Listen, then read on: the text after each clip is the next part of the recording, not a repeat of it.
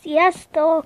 Itt LPS Zsani és Brigi, és ez egy új videó lenne, ugyanis ez a Balaton vlog első része, remélem örültök neki.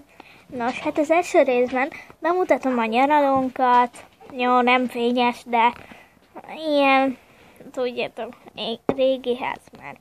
De én szeretek itt lenni, és ez a jó. Na, hát akkor szerintem kezdjük is. De először is ide kell hívnom Fruzsi barátnőm. Megjöttem. Szia, Brigi. Sziasztok. Ez a Balaton vlog videó. Oké? Persze. Én inkább elmegyek. Szia.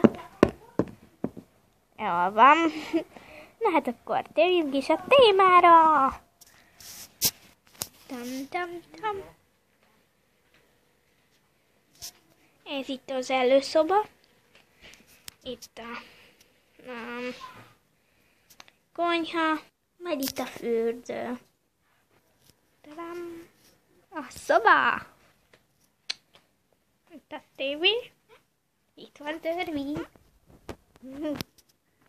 Itt az ágyam.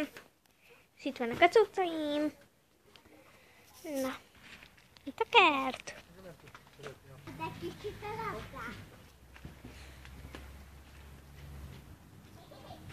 Igen, ez a tesóm és az unokatesom meg apa, mert fociznak. Itt a nap. És akkor itt az udvar. Hát ennyi lett volna ez a videó.